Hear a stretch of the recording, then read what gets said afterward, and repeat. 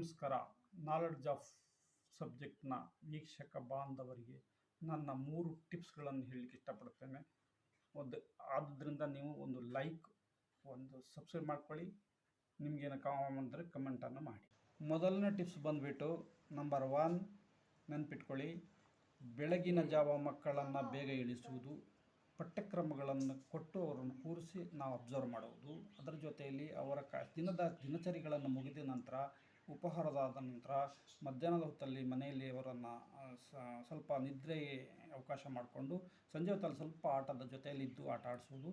ಅದರ ನಂತರ ಮತ್ತೆ ಪಠ್ಯಕ್ರಮಗಳ ಮುಖಾಂತರ ಅವ್ರನ್ನ ನೋಡ್ಕೊಳ್ಳೋದು. ಇದು ಮೊದಲನೇ ಟಿಪ್ಸ್. ಎರಡನೇ ಟಿಪ್ಸ್ ಏನಂದರೆ, ಈಗಿನ ಬಿಸಿಲಿನ ವಾತಾವರಣಕ್ಕೆ ಮಕ್ಕಳೇನು ಮಾಡ್ತಾರೆ ಅಂದರೆ, ಮಕ್ಕಳು ಸೇರ್ಕೊಂಡ್ಬಿಟ್ಟು ಈ ನೀರಿನ ಹತ್ರ ಹೋಗೋದು ಜಾಸ್ತಿ. ಮತ್ತು ದಾರಿಗಳಲ್ಲಿ ಬಿಸಿಲಲ್ಲಿ ಹುಳ ಹಪ್ಪಳಗಳು, ಕಾಡುಗಳಲ್ಲಿ ಅಲ್ಲಿ ಇಲ್ಲಿ ಎಲ್ಲ ಜಾಸ್ತಿ ಓಡಾಡ್ತಿರ್ತವೆ. ಅಂಥ ಬಿಸಿಲು ಟೈಮಲ್ಲಿ ನೀರು ಹತ್ರ ಹೋಗ್ತಾರೆ. ಹಾಗಾಗಿ ಇದರಿಂದ ಅನಾಹುತಗಳಾಗೋದು ಜಾಸ್ತಿ. ಆದ್ದರಿಂದ ಆ ಟೈಮಲ್ಲೂ ಸಹ ಮಕ್ಕಳು ಹೋಗದಿದ್ದ ಹಾಗೆ ತಾವು ತಡೆ ಹಿಡಿದು ಆ ಮಕ್ಕಳ ಜೊತೆಲೇ ಇರುವುದು ಉತ್ತಮ. ಮೂರನೇ ಟಿಪ್ಸ್ ಏನಪ್ಪ ಅಂದರೆ, ಆ ಮೊಬೈಲ್ಗಳು ಮಕ್ಕಳ ಕೈಯಲ್ಲಿ ಜಾಸ್ತಿ ಇರ್ತವೆ. ಯಾವಾಗ ನಾವು ಟಿ ವಿಗಳ ಹತ್ರ ಜಾಸ್ತಿ ಇರ್ತಾರೆ.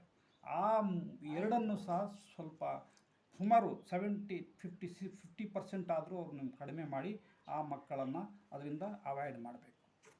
ಈ 3 ಟಿಪ್ಸ್ಗಳನ್ನು ಅನುಸರಿಸಿದಾಗ ಮಕ್ಕಳ ಸ್ವಲ್ಪ ಜ್ಞಾನಶಕ್ತಿ, ಬುದ್ಧಿಶಕ್ತಿ ಬೆಳವಣಿಗೆ ಆಗೋ ತನಕ ಅವರಿಗೆ ಅವಕಾಶ ಸಿಗುತ್ತೆ, ಒಳ್ಳೆಯ ವಿದ್ಯಾವಂತರಾಗ್ತಾರೆ ಅನ್ನೋದು ನನ್ನ ಅನಿಸಿಕೆ.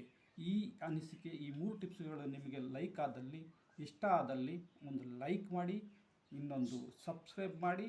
ಅದರ ಜೊತೆಯಲ್ಲಿ ನಿಮಗೆ ಏನಾದ್ರು ಕೇಳಬೇಕಾದ್ರೆ ಕಮೆಂಟನ್ನು ಮಾಡಿ, ನಾನು ಅದಕ್ಕೆ ಕಮೆಂಟಿಗೆ ಉತ್ತರ ಕೊಡ್ತೀನಿ.